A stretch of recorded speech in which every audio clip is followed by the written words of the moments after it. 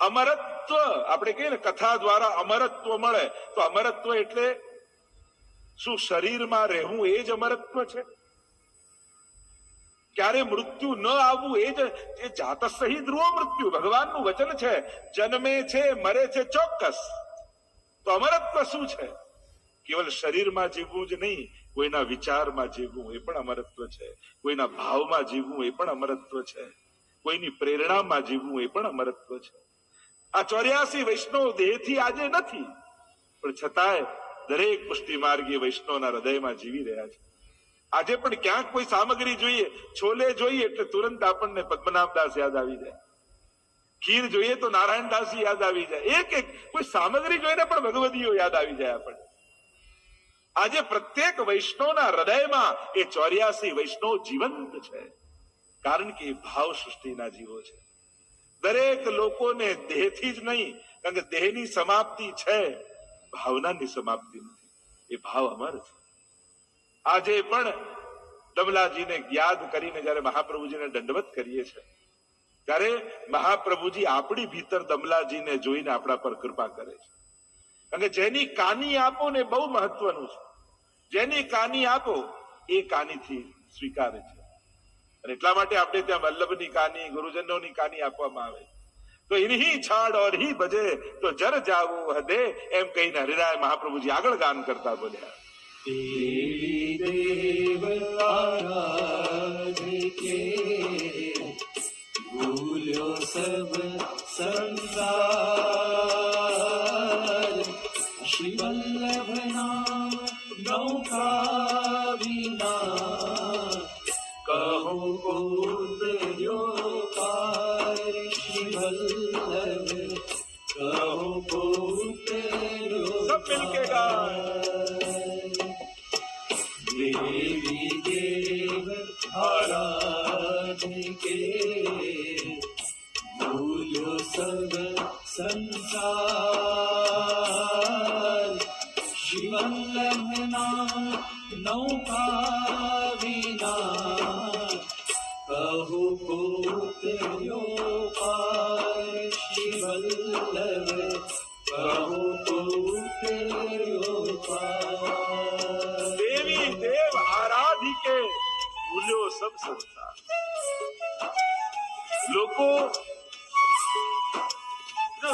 ઘણી વાર લોકોને અંદર સોમવારે અહીંયા જવાનું, મંગળવારે અહીંયા જવાનું, બુધવારે અહીંયા જવાનું, ગુરુવારે અહીંયા જવાનું, ખબર નહીં આ બધું ક્યાંથી નક્કી કરી આવે કે દરેક વારે ભગવાન બદલી નાખવાના.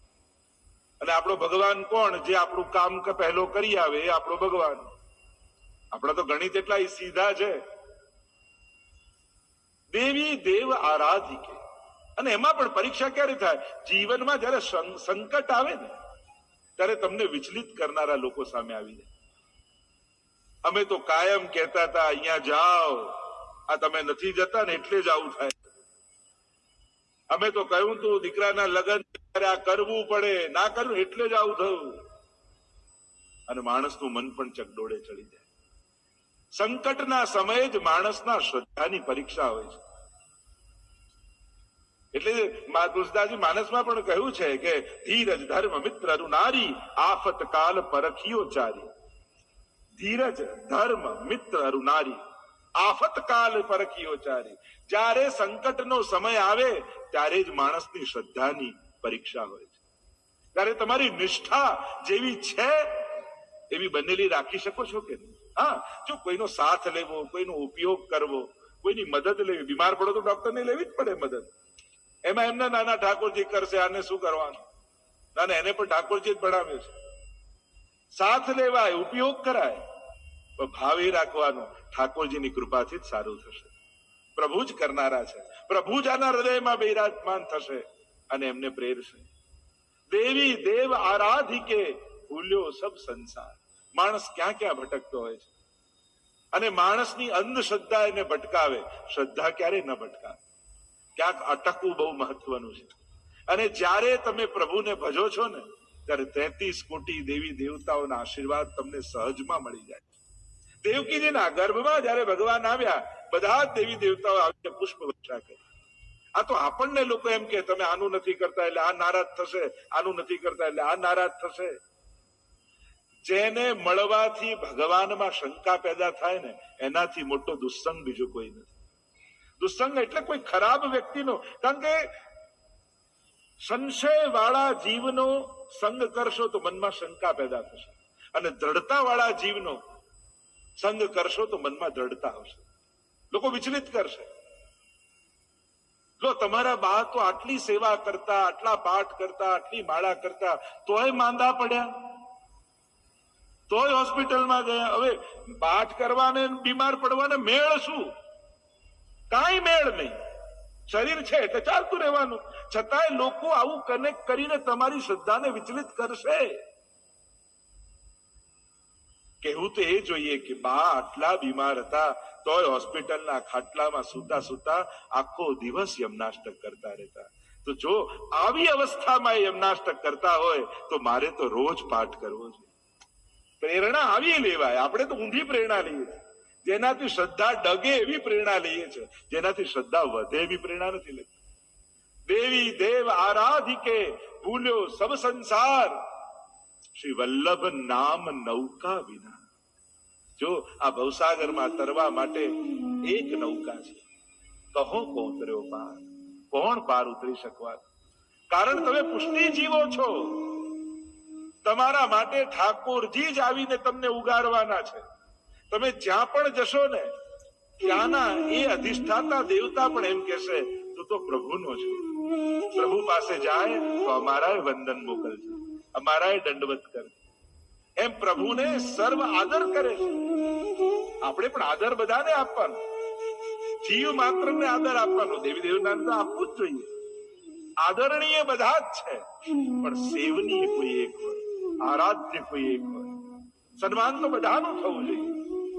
ઘરમાં વડીલને પણ માન આપતા હોઈએ, કુળદેવતા હોય, કુળદેવી હોય, જ્યાં જ્યાં દરેકનો એક સમય અને આદરનું સ્થાન છે, સંજોગ છે. પણ આરાધ્ય એ આપણા સેવ્ય ઠાકોર. વલ્લભ નામ નૌકા બિના, વલ્લભ નામે નૌકા, એમ વલ્લભ નામની નૌકા વગર પાર નહીં ઉતરાય. અથવા એક અર્થ એમ કર્યો, વલ્લભ નામે આપણને નૌકા આપ્યા. નૌકા એને જ કહેવાય નૌકા. નૌક આપ્યા છે મહાપ્રભુજી આપણને. એમાંથી કોઈ એક કાને પણ પકડી લેશો ને તો પણ તરી જશો. શ્રી વલ્લભ નામ નૌકા વિના. તો પહેલી નૌકા કોણ? ક કોણ પહેલું? કૃષ્ણ. જો નૌક છે જે મહાપ્રભુજી આપણને આપ્યા છે, અને એ નૌકામાંથી કોઈ એક ક પકડી લેશો તો તરી જશો. સૌથી પહેલો કૃષ્ણ આપણને આપ્યો. અને આ કૃષ્ણ પુષ્ટાવીને આપણા માથે પધરાવી આપણા સેવ્ય રૂપે આપ્યા. કહ્યું કે તું આને લાડ લડાવ, અને જગતનો નાથ, ત્રિલોકનો નાથ તમારે ત્યાં અસમર્થ બાળકની જેમ બની તમને યશોદાનું સુખ આપવા માટે એ બાળક બનીને તમારા ઘરે બિરાજી જાય. અને જેમ બાલકૃષ્ણ બ્રજમાં 6 દિવસના એ લાલન યશોદાજીની ગોદમાં ખેલતા, એમ આપણી ગોદમાં ખેલવા લાગે. આનાથી મોટું સૌભાગ્ય શું હોય? તમને મહાપ્રભુજીએ યશોદા થવાનું સૌભાગ્ય આપ્યું છે. તમને મહાપ્રભુજી ગોપી બનવાનું સૌભાગ્ય આપ્યું છે. તમને મહાપ્રભુજી વ્રજભક્ત બનવાનું સૌભાગ્ય આપ્યું છે. તમારા ઘરે ઠાકોરજી પધરાવ્યું. પહેલો ક કૃષ્ણનો, બીજો નૌકાનો બીજો ક એ કાલિંદીનો શ્રી યમુનાજી આપણને આપ્યા. યમુનાજીનું સ્વરૂપ આપણને સમજાવ્યું કે આ યમુના કોણ છે? તને ભક્તિ પદા મુકુંદ રતિવર્ધિની, તમારી અંદર ભાવનું દાન કરનારા. સમસ્ત દુરિતક્ષયો ભવતિ વૈ મુકુંદે રતિ, તયા સકલ સિદ્ધયો મુરરી પુષ્ટ સંતુષ્યતિ, સ્વભાવ વિજયો ભવેત વદતિ વલ્લભ શ્રી. બીજો ક નૌકાનો એ કાલિંદી છે. નિત્ય યમનાષ્ટકનો પાઠ કરજો વૈષ્ણવો. યમુનાજી ભાગ્ય ને સૌભાગ્યની દાત્રી છે. તમારા સકલ મનોરથો પૂર્ણ કરશે. એક વસ્તુ યાદ રાખો, જ્યારે તમે શ્રીજી તને પામવા માટે નીકળો છો ને તો સંસાર તો પાછળ પાછળ તમારે આવે છે. એ સૌભાગ્ય તો સહજમાં, અહીંયાથી તમે કારમાં બોમ્બે જવા નીકળો તો વડોદરા ને સુરત રસ્તામાં જ આવી જાય, એમાં કઈ સ્પેશિયલ જવું ન પડે. એમ જે ભગવાનને મેળવવા માટે નીકળ્યો હોય એને સંસારની સર્વ સંપત્તિઓની પાછળ પાછળ આવવા લાગે. લક્ષ્મીજી એની પાછળ પાછળ ચાલવા લાગે છે. બીજો ક એ કાલિંદી. ત્રીજો ક એ કથા. શ્રી મહાપ્રભુજી એ દિવ્ય કથાઓ ઠાકોરજીની આપણને આપી સુબોધનીજીના માધ્યમથી. સેવાયાંબા કથાયાંબા યસ્યા શક્તિ દૃઢા ભવેત એ મહાપ્રભુજીના વચન છે. ભગવત કથા આમાંથી કોઈ એક પકડી લો.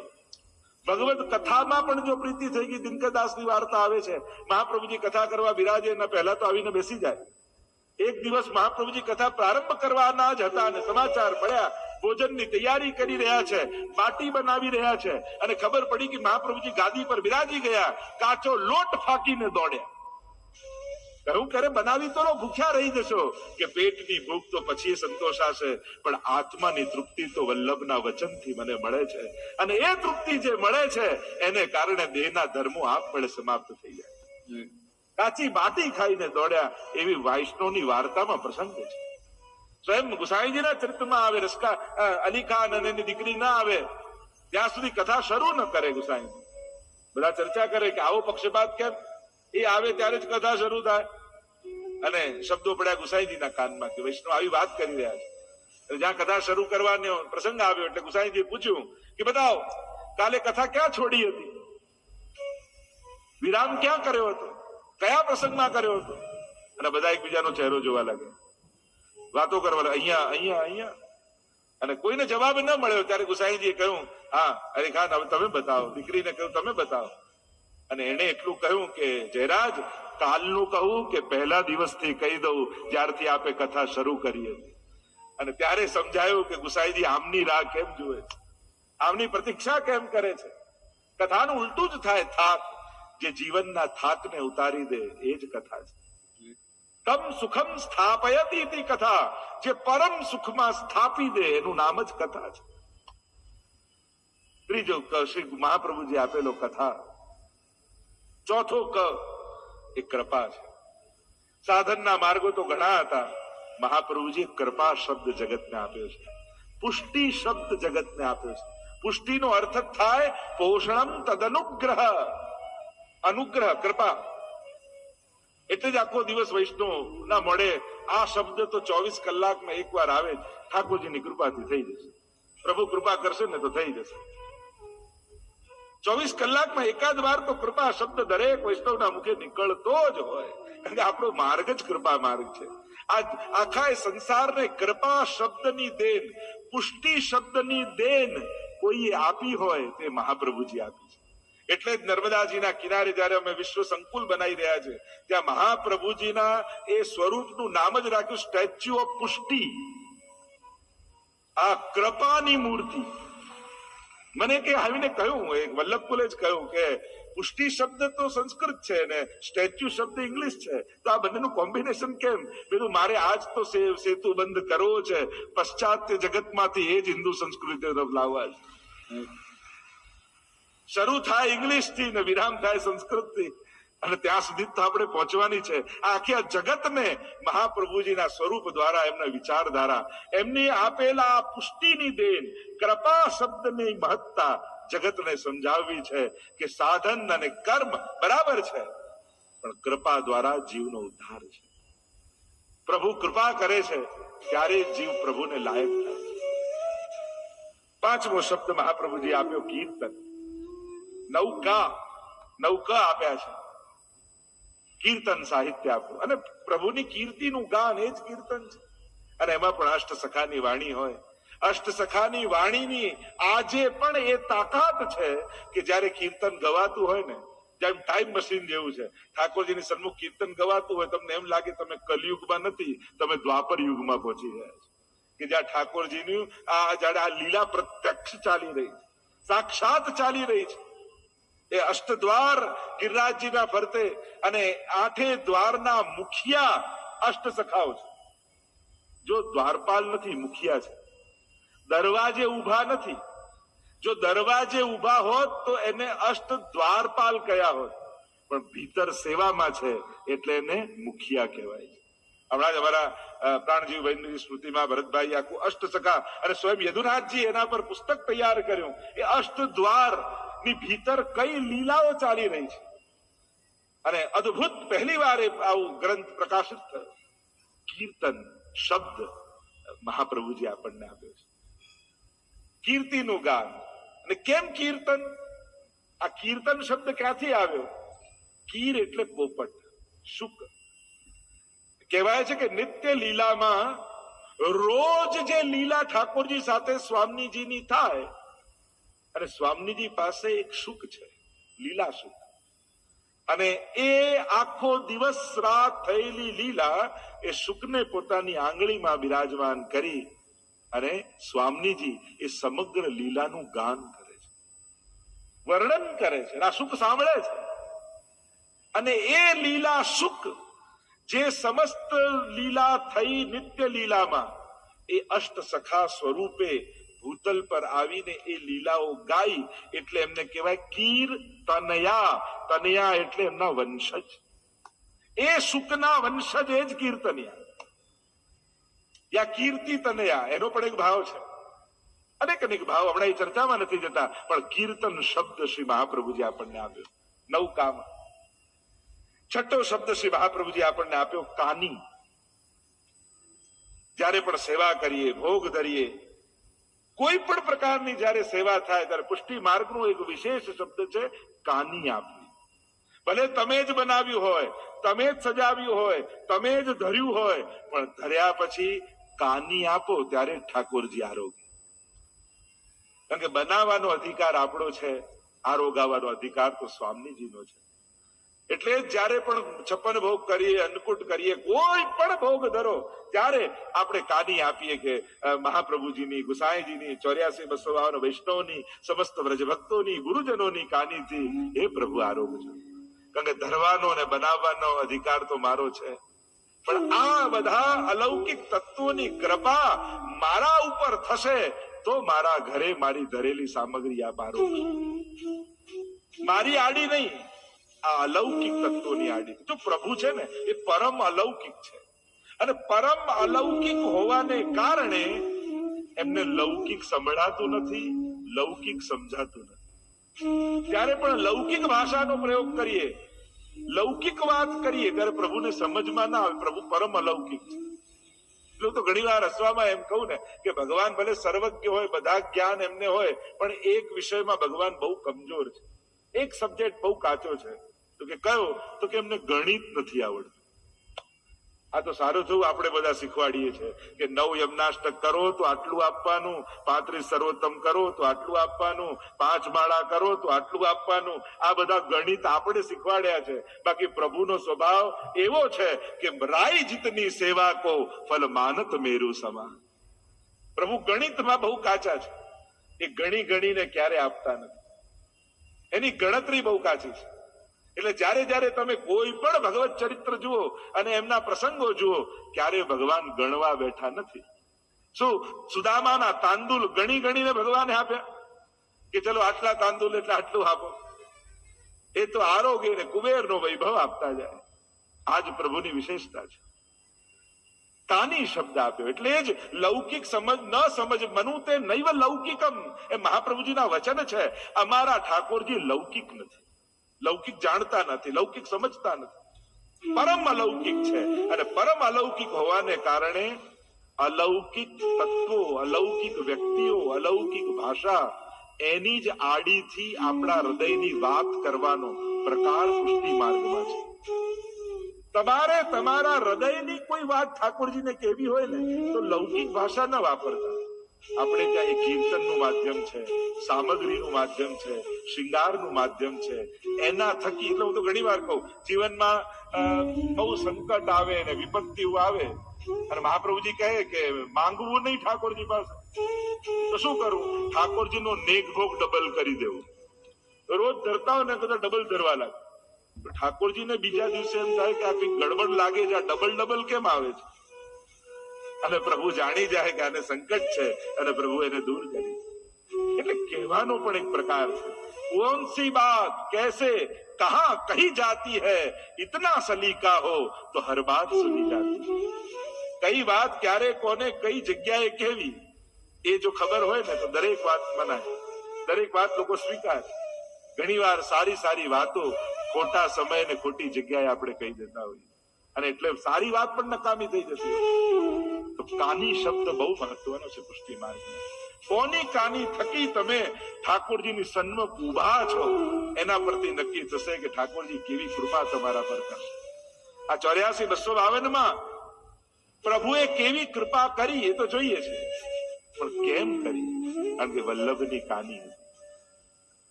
7મો ક મહાપ્રભુજી આપ્યો, કુળ. વલ્લભ કુલ આપ્યું.